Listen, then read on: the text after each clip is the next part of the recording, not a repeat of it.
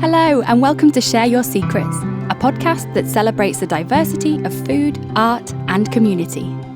We're Bounceback Food CIC, a community cookery school that has been fighting food poverty in Greater Manchester, Cheshire, and North Wales since 2014.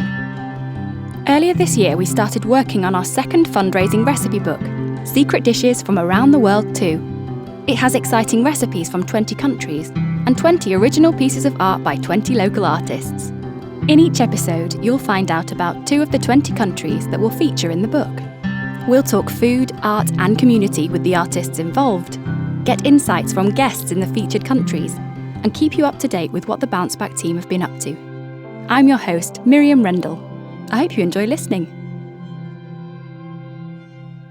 So this week, on the final episode of Share Your Secrets, I'll be talking to Jamie Griffiths, a 3D modeller and animator based in Colwyn Bay. He was assigned the Turkish section of Secret Dishes from Around the World Too. In our second interview about Turkey, I'll be talking to Christa Eker, the founder of Exploring the Turkish Kitchen. But before we hear from them, I had a final chat with Duncan about the up-and-coming book launch. Please note, I spoke to Duncan before the announcement of the second UK national lockdown, so some of the details about the book launch may have to change. For the most up-to-date information, keep your eyes on Bounceback's social media. So Duncan, here we are, episode 10, the final in the series of Share Your Secrets. It's crazy, isn't it? This is the last episode. And also, this is the week where we launch Secret Dishes from Around the World Too. The book is launching this weekend. How exciting. Now, we know on Friday there'll be the cookalong event to launch the book, and you're hoping to be at Altrincham Market this weekend? That's the plan, yeah. So on Friday night, we're going to do the cookalong live, where we're going to do one of the dishes from the book. The artists who participated, hopefully a lot of them will be able to make it as well, so we can be reunited via Zoom. And then, yeah, so we'll be sending out copies as quickly as we can. We'll be making sure everyone who backed the crowdfunder way back in February gets their copies. Everyone who's pre-ordered via the website, we'll get those sent out as soon as possible. And just really appreciate everyone who's pre-ordered the book, because it's a wonderful way to support our social enterprise this Christmas. And am I right? If possible, there might be some of the artists at Altrincham Market too, signing first edition copies. That's right, yeah. So at the market on the Saturday and also the Sunday, we've invited the artists along for those who can make it. And, you know, with Greater Manchester going into Tier 3, it's really quite tricky to, guarantee that people will be able to be there face to face, but it's a really well socially distanced managed space, and we'll have a stall there and be doing some signed copies if people are able to come along and pick up a first edition. Amazing. We're literally a few days away from the launch of this book. I bet you can't wait. Oh, it's so exciting. Yeah, when all the first editions arrived, it was just wonderful to see, all the hard work that's gone in from everyone involved. So all the artists, our team that have helped, and volunteers who've helped with proofreading, and just to see the cookbook come together. And it's such a celebration of food, of art, community, and, reflecting on the year. It's been a year where we've all had to spend time apart, and yet this book and this whole project has brought people together. Just thinking about the book with the opportunity to work with all the different artists, and this podcast with the way in which we've been able to reach out to people around the world. It's been a joy to work on this project from start to finish. And when you see the book, it's just a combination of all that hard work. It's just such a unique cookbook, and one that me and the team are just so proud of. So all throughout the podcast, I've been asking people who they think should buy this book. So Duncan, I ask you for the final time, why should people go out and buy this book? It's like a cookbook like you've never seen before. It's got incredible recipes from 20 different countries, unique art from 20 artists who worked with us throughout this process, and they're all from Greater Manchester, Cheshire and North Wales, the 3 areas where we've delivered a lot of our outreach work over the years. And beyond just being an incredible cookbook, it's a way in which you can directly support the work of our organisation as we look to scale up our social impact and support more and more people living in food poverty across the UK. It really is a gift that gives twice. Not only are you providing a wonderful, special, unique gift for someone this Christmas, but you're also supporting the work of our social enterprise and helping us to scale up our social impact. Well, thank you so much for taking the time each week to chat to me here on the podcast, Share Your Secrets. I, for one, am going to miss finding out what Bounceback is up to. So people who have been listening can continue to follow what's going on, what you're doing on your website, on Instagram, on Facebook. On Twitter as well, yeah. So give us a follow and hopefully there'll be more recipe books and podcasts in future. Absolutely. Well, thank you very much and all the best with the launch. Thanks. Jamie Griffiths is an up-and-coming 3D modeller and animator based in Colwyn Bay, North Wales. I started by asking him about the inspiration behind his Facebook profile picture.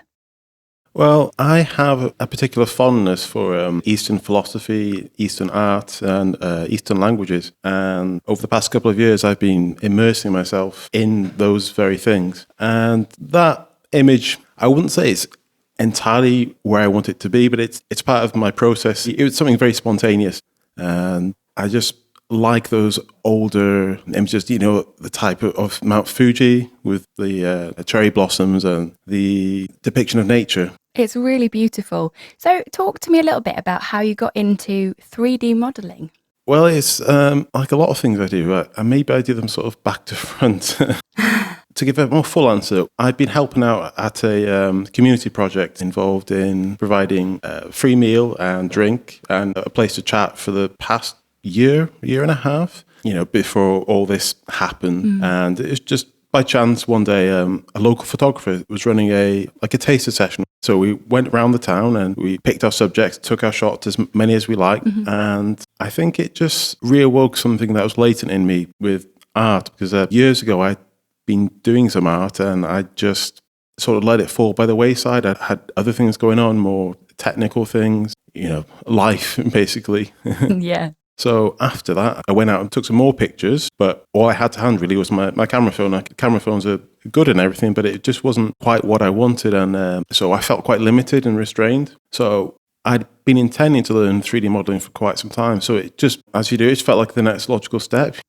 So what drew you to CGI? Do you enjoy cinema, films? I do like cinema quite a bit, yeah. I've got varied interests in media and whatnot. Bit of a smorgasbord of interest, really. There's almost nothing off limit. And I quite like Eastern animation and anime, because I don't think everyone really understands that it's not always for kids. Some of it is, but and my perspective on it is, when it's done well, like some of the giants like Studio Ghibli, each frame could be like a painting. Really detailed, really beautiful use of colours and smooth animation. Have you always been creative? I think so. I remember in primary school, I'd make up short stories on the spot to my friends just to amuse them, maybe called drabbles. I've got a writer friend doing a project at the moment where he's sharing a drabble every day, 100 words. Cool. I've never heard of that before, but I like it. I hadn't either. So, but I'd wanted to do art in school, but the way it happened, it just got oversubscribed. And I think the teacher could see that my aptitude is more towards technical things. Just push him towards the STEM subjects, he'll do well there. So I didn't get to do art properly at GCSE level. Is there any work or people who inspire you? I think the Studio Ghibli work's a big inspiration. And what I really like about them is they're sweet often, but they're not saccharine sweet, if you know what I mean. The characters' motivations are complex. The villains aren't just villains. I think it was Alan Rickman. He said to some kids sometime at a birthday party, I don't play villains, I play interesting characters. I like it. Thinking about it, I've probably had those Eastern influences in my life for quite a while. There's a lot of cultural content from Japan that I've been exposed to as growing up. I had a Sega Mega Drive, a lot of those games came from Japan, like Streets of Rage, Sonic. I quite appreciated the scores, even though the technology was limited. What the composers could do with the limited technology is absolutely fantastic. Yeah, I definitely enjoyed playing Sonic. Two figures, I'd say, are strong influences. Hideo Kojima and Satoshi Kon. Hideo Kojima, if you don't know, is a game developer. He's responsible for the Metal Gear Solid series. And Satoshi Kon, he was an animator, director, and a filmmaker, both from Japan. I think the first of his works that I saw was Paprika, the animated film. And what both of these creators did do is they address those nebulous things in a space between reality and fantasy. And Hideo's particularly good at meta-narratives and breaking the fourth wall and subverting expectations. You did some CGI for a film, is that right? A local charity which deals with multimedia, they asked me sort of just by chance to see if I could do some CGI for a film that they've got in production. They wanted some visual effects. It's visual effects, not special effects. This is something I had to learn. It's special effects, they're real effects that are shot on film. Visual effects are added in post. So this was in post, and that was fun. That was challenging because I'd never actually tried to marry real footage with CGI. It's quite a bit more involved because you're having to compensate for so many other different factors. What was the subject matter you were dealing with? Someone being killed. Oh, lovely. With a cricket bat. Oh, even better. Gosh, okay, so a real challenge then to kind of make that all work together. Thankfully, the actors were there, the cricket bat was there. They just wanted some blood. And also you mentioned that you work within satirical whimsy. Now, explain a little bit more what you mean by that. It's with my my online presence, if you want to call it that. I think, particularly with the advent of online media and social media and its prevalence and ubiquitousness and how we've become so dependent on it, there's a potential tendency to get, how should I put this, shaped by those forces, even as we think we're the prime actors. It's like your algorithm on your typical social media feed, it feeds you more of what you want and, what gets you angry, what gets you sad. And it's maybe not wrong in and of itself, but I think every so often someone needs to throw a spanner into the works and stir the pot. So I do that quite frequently. I like your style. So how did you hear about Bounceback Food? Well, because I was helping out this community project, there's a lady there who worked for the local council, and I showed her a couple of my pictures, and she said, "Oh, I know about this other project, Bounceback Food. They're looking for artists at the moment, so you should send off an application." So, like a obedient good boy, I did. No, she's great. She's really positive, and I'm really thankful to her for giving me that little nudge. Yeah, absolutely. And so Bounceback Food are creating this recipe book. Do you yourself like cooking? Well, I was doing a lot of cooking with this community project. Oh, cool. And it was fun. For me, it was great because I'd get to get my hands on all these ingredients and be able to cook for other people, and then you get to see them appreciate it. And other people cooked, of course, and it was, we sort of like take turns to pick a dish and work with what we had, I'd always try to do something maybe a bit different each time, so it's probably not surprising you at this point. No. What's your favourite kind of cuisine? It's technically not cuisine, but I really like cheesecake. So, but you can't live off of that. So, great answer. What's your favourite flavour? Strawberries. It's pretty good. And vanilla's okay. You mix it up. You need balance, right? You need balance. Absolutely, you need cheesecake balance. But if you were having a main meal, say you were cooking for friends or again for the community project, what would be your signature dish? I think I made a little bit of a mark with my interpretation of feijoada. Oh. Probably a bit of contention about where it comes from. Some people want to claim it for Portugal, some want to claim it for Brazil, but it's a South American dish. Typically, it's considered like peasant food, but it's really tasty, it's really flavourful, and it's really satisfying. What ingredients does it involve? Different types of pork, beans, peppers, and you just sort of slow cook it for a few hours. You can do vegetarian versions as well, if you're that way inclined. We're going to reveal on the podcast which country you were assigned. Would you like to tell us? Yeah, it was Turkey. Okay, so you got your envelope, you've opened it up, it says Turkey. What was your first thought? Interesting. I don't know too much about Turkey. I probably know more than I let on, but it's like, okay, Turkey. I need to find out more about Turkey. So you've got Turkey. What's your process to begin creating a piece for the book? Okay, well, in this instance, I did the dry stuff. I read a bit more about Turkey. I knew bits and pieces. So as I was reading, I think something that resonated with me was this concept of an Ottoman miniature. It's a style of art from Turkey where they would make miniature images and they would sometimes mix subjects from different time periods within the image. And for me, that the blurring of the lines sort of really resonated with me. And as I was researching Turkey, I came across this image and I thought that would be a nice subject to put into a scene. So your work was inspired by Turkey's Maiden Tower, which can be found in Istanbul. Is that the image that you kind of centered your work around. Exactly, yeah. I saw that and I thought, maybe it's my affinity for water as well. And it's an interesting process when you do 3D modeling because it's quite technical. And at the same time, to produce art, you could go down like the more chaotic route where you draw strokes on a canvas and then build on from there and you see how you feel. So it's a bit of both, yeah. You said you wanted to capture the feel of an explorer coming to rest and digesting their experience of Turkey and exploring Turkey. And I think you definitely did that. Like, I want to jump inside your artwork. I want to sit there and I want to enjoy that cup of tea. There's also another image at the front of the picture. I want to say it's a spice grinder. Yeah, exactly. Yeah, you got it in one.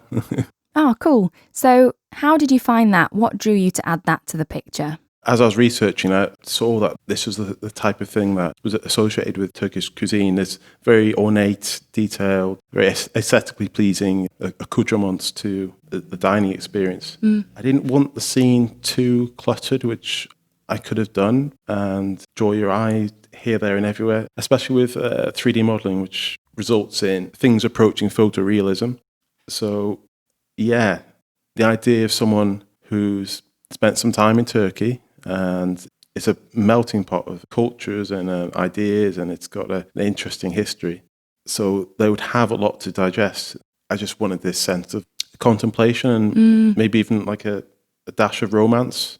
Well, you absolutely achieved that. Thank you. So you've got your focus, the Turkish Maiden Tower, the reflection in the water, a nice cup of Turkish tea, the spice grinder.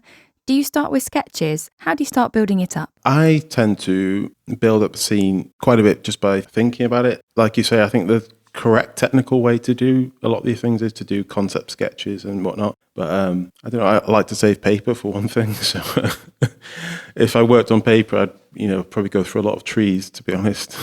So I'm constantly thinking about these things. So just going for a walk to the shops, each step I'd be putting a scene together, thinking about the mood I want to convey, any details, any symbols, and then maybe at the end of that walk, I'd have something a bit closer to the final image. So that's all held in your head? Yeah. So how do you transfer that to the screen, I guess? Well, I use a 3D modeling program called Blender, and it's great. It does everything from start to finish. I just sort of tinker. I'll tinker with making, the table everything sits on, yeah.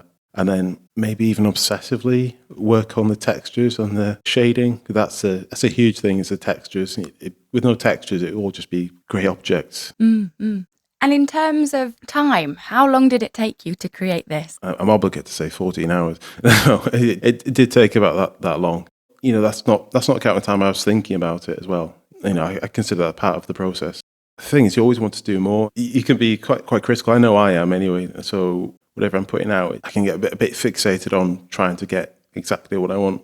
So how do you know when to stop? How do you go, okay, that's it, I'm happy with that final project? When my eyes go square.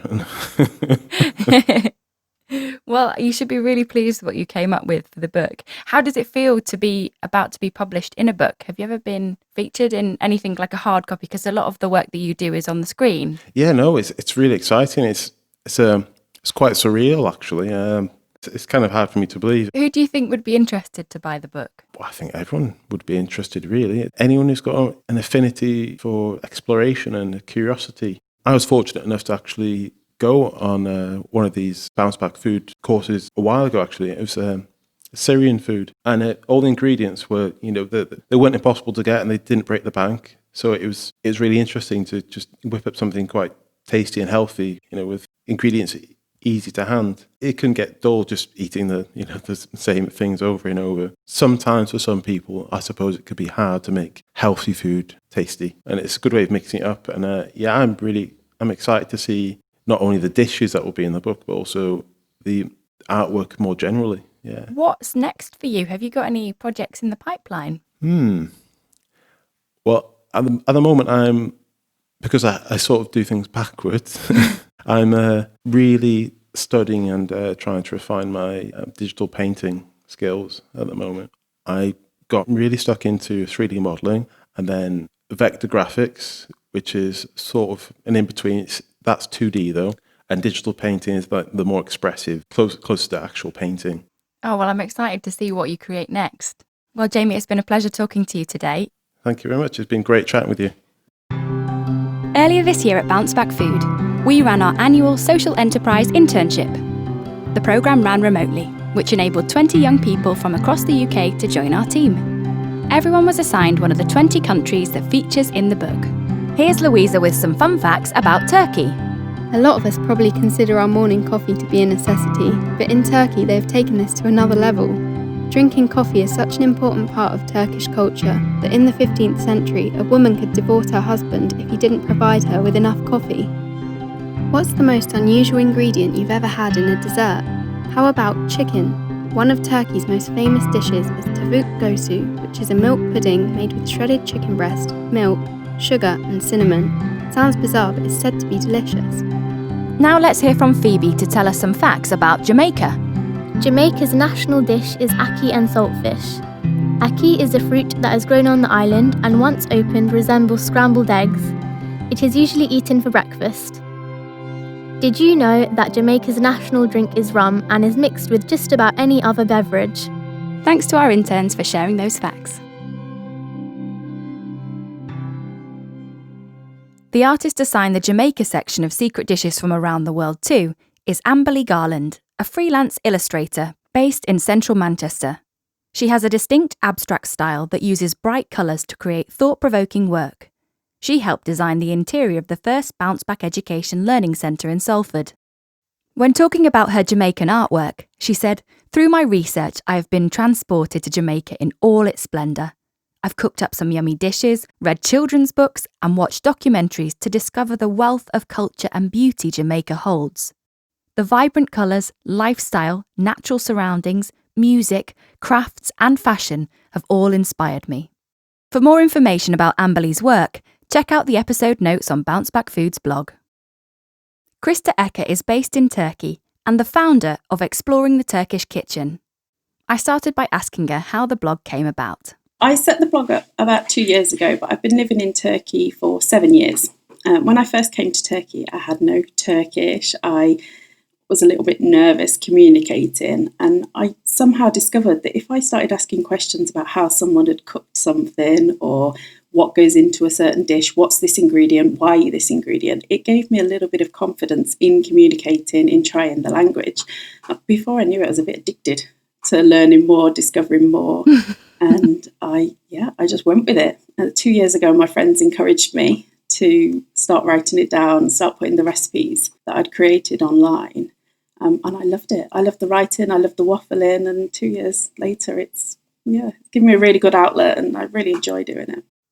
So you say you desire to unearth authentic and traditional recipes and that they will feature on the blog alongside the modern editions and the adaptations.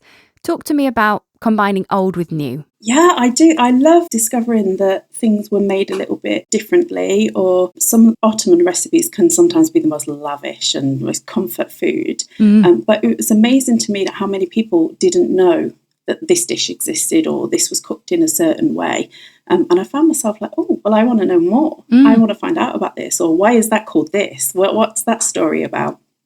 And the more I looked into it, I found some really interesting chefs and some food historians who, wow, they were quite inspiring. There's a lady, a British lady, named Mary Ishin, and her book, I remember buying her book one day. I was like, I need more, I want more. And it just flew away with me, really. For the traditional recipes, I love that there are better ways. Sometimes they're more economical.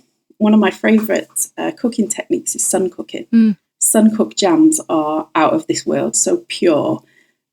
Save energy, because they're on the hob for 8 minutes instead of, an hour and a half. But they take 3-4 days, and not everyone's got time to do that. So I try to balance with, this is a fun way of doing it, this is a great way, but this is what we do if you've just got home from work, or you try to balance things with kids. So it is important to have both sides of the kitchen, but I'll always love those traditional ones, those secret ones. They're the ones that really get me excited. Yeah, and also what a fantastic way of archiving these recipes that have been passed down from generations. Have you got any from your husband's family? Oh, so many, to the point where people know that I'm so into the food, they forget to talk about other things because they're like, oh, Christa, did you know this? Oh, Christa, do you want this? Or come with me, let me tell you how to do this. Or if I'm, have someone at my house and they'll say, well, I know that you did it like that, but how about if you do that? And I can't get offended because I'm like, please tell me more. And like sometimes my husband, who is also a foodie, just kind of sits there and is like, here we go again. I want to write it all down. I can't not share it, And I think sometimes people aren't quite as crazy as I am about the old recipes, but I get so passionate about it. I'm like, bring it on. Tell me more. Yeah, so tell me a little bit more about the Turkish eating habits. You described them as almost sacred. So what do you mean by that? Yeah, the roots of the Turkish kitchen are Islamic. Eating is enjoyable. Eating is, a pleasure, but is not the be-all. Eating should be about sustenance. You should never be looking to just fill your belly and move on. You should be leaving space for air, space for drinking. People don't eat on the go in Turkey. Time is always made to settle, to relax. Even if it's a lunchtime, banks, they close down at lunchtime still. There's no shift work. The whole office, the whole bank goes out together. Maybe not necessarily together, but at the same time, goes to a restaurant and sits down and cares for the table or the sofra in Turkish. And that's a really important feature. Sharing is a really important philosophy in the Turkish kitchen. If you've got enough to share with your neighbour, enough to share with people in your neighbourhood, that it should come first. And then you should think about what can I enjoy for myself. Isn't that great? At Bounceback Food, we have the buy one, give one method. And you were mentioning that that's something that's really prevalent in Turkey. Yeah, if you go through any hardship, everybody wants to share and they will be at the door. Even if they need the food themselves, they will be there to share your hardship with you, to share what they've got. The whole community is kind of built on we're in this together. And if that's, celebrating when we've got some, that's passed on. If it's going through, we haven't got some, people aren't ashamed of letting their friends know or letting their family know. And you might have a secret donation or you might have someone who just comes to share. We've also got like a societal sharing system in like bakeries. There's this wonderful concept of on the hook, askıda ekmek. And if you go to a bakery and you're fortunate enough to be able to say, I want to buy 2, 3, maybe breads, you take only one home and the other 2 are left for if someone comes in, they can without any shame just say to the baker, is there any bread on the hook? And that baker will hand over that to bread and that person can go home, and add it to their table. Yeah. That's something I really love in Turkish society and in Turkish cuisine. I think it died out for a while, or it certainly slowed down for a bit, but with everything that people have been through recently, economic hardship, especially this year, it's reviving and it's been extended even to students. Students who often study in different cities from their family now have the option of going on to apps and registering that they need a little bit of help, and other people, maybe their parents or maybe the students themselves, are in a position to share. They can load it on and it anonymously shares with students. And it's not just sharing the bowl at the table, it's the whole societal thing, and I think that's really inspiring. God, that's why I wanted to talk to you. That is exactly in line with our principles here at Bounceback Food. It really is. Yeah, that's lovely to see. Now, I've had a look at your Instagram page and there are so many pictures of delicious dishes. They are mouth-watering, honestly. Thank you. How do you choose which recipes to feature? I wouldn't put anything onto the blog or to the Instagram that I wouldn't serve myself. I think that's really important because, it doesn't matter how much you love a cuisine, there's always going to be some things that you're like, that just doesn't work. That's not for me. Yeah. So I need to know that I would be happy to serve it. But I like also recipes or sharing of pictures that show not just Turkish cuisine, but what it's like to adjust to Turkish cuisine, cooking, Turkish lifestyle, what it's like to live here. So when I have a recipe that's usually only made by, say peasants, sort of villagers, that type of cooking, I want to show that. I want to say, this is from foraging. And I like to put that into the picture, which isn't always easy. I'm teaching myself as I go along. But that whole, this is the life is really important to me. So I'm heavily influenced by storytelling recipes as well. So what would you say is Turkey's national dish or national dishes? If I was to pick the one dish that is loved by all ages, all social economic groups, whether you're a student, whether you're a grandma, grandpa, whatever street, whatever city you're in, there's probably a dish called kuru fasulye, which is actually baked beans. Slow roast, slow cooked baked beans with peppers, juicy tomatoes, a bit of spice. And it's a main. The first time that my husband saw me eating beans on toast, he was horrified. How could anyone sit there and eat beans on toast? Because here it's a main. You have bread on the side. And even now, after 7 years, he's like, how can you butcher that dish? I'm like, but it's beans on toast. It's comfort food. He doesn't agree. But I think that would be Turkey's. Everybody loves this. Everybody respects this dish. Sometimes it's with meat. Sometimes it's vegetarian. It's always with rice or pilau. But it's like the ultimate, this is ours, I think. Mm-hmm. In your kitchen cupboard, what are the top 3 things that you just have to have? Garlic. Okay. Garlic. It happened twice. This house has been without garlic. And both of us were looking at each other like, how could you let this happen? There's no food without garlic. We even eat just garlic yogurt. We have dishes that are specifically just an excuse to eat garlic. Yeah. So garlic definitely up there. There's a sun-dried tomato paste called salcha. You can get a pepper one, you can get a tomato one. That is probably the ultimate ingredient that says Turkish cooking. Sometimes misused. It's a bit like the stock cube. People just throw it in, oh, it's habit. Oh, good luck. Throw it in. Yeah. But used well is, it can take you to summer. It can be in the middle of February. You're freezing, you're cold, but you've tasted tomatoes. That's special. Third, I'm going to say pul biber or Aleppo pepper is some flakes, pepper flakes, not as hot as chili.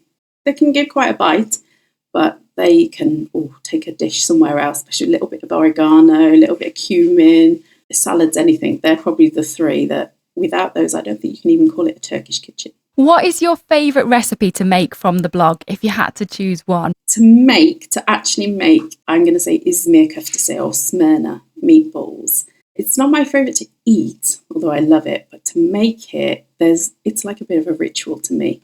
Izmir köftes are the first dish that I came across in the village style cooking. I was taken to a field in little sandals, given a bag and told to pick peppers. Pick peppers? How do I pick peppers? I'm going to go to the supermarket and pick 3 peppers up. I don't know how to pick peppers.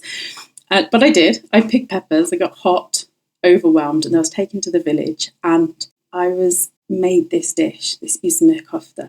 And it was just magical. In season, vegetables, tomato sauce, meatballs, they were just out of this world. Every time I make that dish now, I'm there. I'm back there. And I think it was the time that I really knew that everybody accepted me in this family. It was just before the wedding. And I was told to sit there. And this feast was put together for me. And every time I chop them peppers, every time those potatoes, the meatballs go into the dish, I'm like, this is it, I know Turkish cooking now. Even though I've changed the recipe slightly, but don't tell my aunt that. Your secret's safe with me. That's making me quite emotional hearing that story, that acceptance through food. I know. I've recently written about it on the blog and I sent it to my mum and she was a bit like that. She was a bit like, oh, come on, it's just meatballs. So then what would be your favourite dish to eat? So you've told me about the significance of making that dish, but what about eating? What would be your favourite? I have quite a sweet tooth. Me too. I love sweet things. Oh, I'm terrible for sweet things. I know I should have a balanced diet, but sweet things, I'm there every time. And there's a Turkish dessert called lokma, which means morsel. They're tiny little dough bites, a bit like a donut hole. Oh, I love to eat those. They're a little bit of effort to put together, but I think that's the luxury of it. You know that you've put the effort in. You can buy them as a street food. They're most places, but I'm quite particular. I like a little bit of rose water and a little bit of cardamom. And I know then, because I put the effort in, you're like, you can have an extra one, can't you? Yeah, or 3. If you were having friends round, what would be on the menu? Depends who's coming. Barbecues in the summer, life is barbecuing in Turkey. Everybody loves a barbecue, whether you love meat, whether you're a fish eater, whether you're a vegetarian, everybody loves the barbecue. So often a barbecue, but probably my go-to cooking is mezes, Turkish. Like appetizers, little small dishes.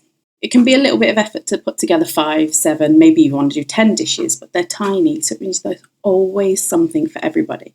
If somebody doesn't like cheese, there's always something else. They tend to be more vegetarian or more vegetable based than meat, although there are a few meat ones. But it's like, everyone's like, oh, you put so much effort in for us, or you did this, or oh, you did that for me. And you're like, I did. But also, if there's any leftovers, I'm sorted for lunch for the next week. So it's like win-win situation. But they're always pleasers for a crowd, yeah. Do you tend to go to the local market? Do you tend to grow a lot of your own vegetables, or do you shop in a supermarket? The Turkish diet is similar to Mediterranean diet, with a bit of baklava thrown in, just to balance it all out. So we grow our own vegetables the best we can, but I'm a newbie gardener, a couple of years, and I'm like, I think I'm a farmer. But the market is big here in Turkey. And through COVID, one thing that's really got me is missing the market, going and seeing like the first sight of seeing a particular vegetable come in. Oh, we saw figs for the first time today. And I was like, oh my God, it's fig season. I'm so excited. And there's seasonal eating in Turkey. So yeah, market shopping is best. We do supermarkets. We tend to do for our store cupboards. But we've recently made a swap over to local, I call them bucket shops. I don't know if they've got a proper word, but instead of going and buying a packet, they have big, massive barrels of rice and chickpeas and lentils. And you say, do I want half a kilo? Do I want 4 kilos? And they can give you a plastic bag if you want, but it's like the take your own if you want to. And without realising it, we've gone in and we've started saving a bit of plastic. The more local that we're buying, we've realised that we're actually saving quite a few pennies and having really fresh goods as well. Even the dried goods, they're fresher. Yeah. Because they've got a small supply rather than sending it around the country. So yeah, that's how we shop recently. That's so cool to hear that. And if you were eating out, where would you choose to go? More often than not, I go to the fish restaurants because I'm a real coward when it comes to cooking fish. Everything is sold whole here. And I don't know what I'm doing. I have no idea what I'm doing. And I look at fish and I think, how messy is this going to be? Can I do it right? Yeah. What do I put it with? But I can go for almost the same price. You can take your own fish even to fish restaurants here if you're a fisherman. What?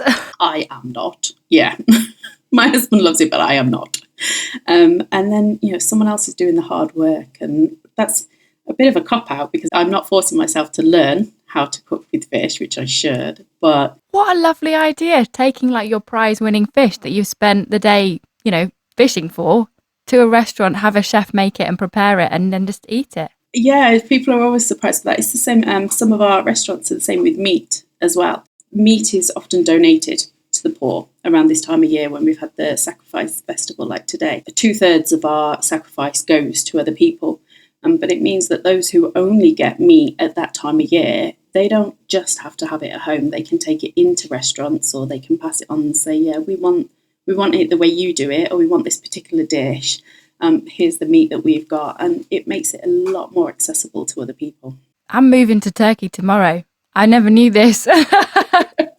Can you talk to me about community spirit? What brings people together in your country, in Turkey? Food in Turkey is an excuse to come together. We have special foods for weddings, special foods when there's a birth. We have 2 main festivals. One is like today, the sacrifice. Another is the sugar festival, which marks the end of the month of fasting, Ramadan. And if you fasted for a month, that's the best time of year, all that sugar. Yeah, it's always a time to get together and have a feast. There's a saying in Turkish that says the heart desires neither coffee nor the coffee house. The heart desires conversation. Coffee is but an excuse.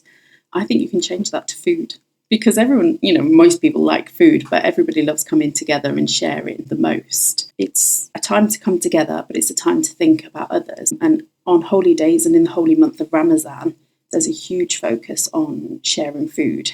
The council, local mosques, they tend to open big tables and everyone can go along and break the fast. Even if you haven't fasted, even if you're not Muslim, you can come. And we have the opportunity to buy boxes of foods with dry goods in. And if you're in a position to, you're encouraged to buy those and to give them to maybe a neighbour, maybe a family member, just someone that you know that could do with a little bit of help.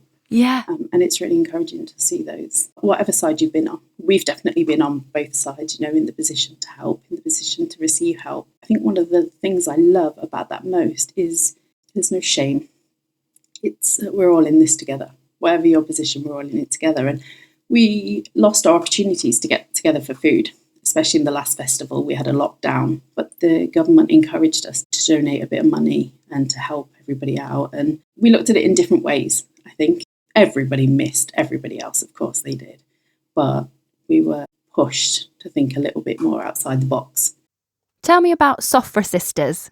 I run a cooking group on Facebook that's got close to 4,000 absolutely lovely, funny, heartwarming women that just want to all get their head around Turkish cooking. Because when you come here and it's either you find labels that you can't quite understand, or suddenly, it's harder to find a tin of chickpeas and you have to use dry. We share tips on what we do, or we help each other. And I love that. There's a real community, a real supportive community around that. The Facebook group is called Sofra Sisters, Sofra being the table or the dining in Turkish. Sofra Sisters, Mastering Turkish Kitchen. It's a group of ladies. It was set up originally for people who are married to Turkish husbands, but it's expanded beyond that. Absolutely beyond that, to just people who just love cooking or just want to share recipes, problems, tips. So that can be found just by searching on the Facebook groups or via the Facebook page on my Exploring the Turkish Kitchen. It's linked to that. We run it independently, but it's linked to the blog. What's next for you then as Exploring the Turkish Kitchen? I just carry on rabbiting on, sitting at the keyboard. Blogging for me is a bit of an outlet. I'm a stay-at-home mum. And I am so blessed to have the opportunity to be at home. I have a 3-year-old and a couple of chickens and a duck and a dog. And I spend most of my time running around after them. And then when I'm not, I'm in the kitchen exploring new recipes. When, my baby was young, my friends and my husband encouraged me to do a bit of writing, to get down my thoughts. And I love that outlet. I love that creative side. As long as people want to carry on reading, carry on subscribing, I want to carry on waffling on. Oh, I wouldn't call it waffling on. I think it's fantastic that you're so knowledgeable about this cuisine. It's so wonderful to hear you talk. It's an excuse to eat, isn't it? If you know a fact about the foods, then you got an excuse to try one more. Well, I would encourage anybody who is into Turkish food or who doesn't know anything about it to check out Christa's blog, Exploring the Turkish Kitchen, or head to Facebook and search Sofra Sisters Mastering Turkish Cooking. There is so much there and you really won't regret it. Thank you so much for talking today, Christa. Thank you. Thank you for having me. And thank you for, bringing to my attention that, it's not just in Turkey, the option of buying one and giving one to another. I was really inspired by that. Thanks to Christa for a fantastic interview to end Series 1 of Share Your Secrets.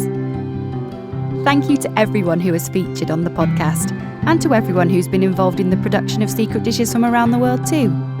Thank you to the 20 artists, to the Bounceback Food team, and to all the sponsors who have helped make this podcast possible.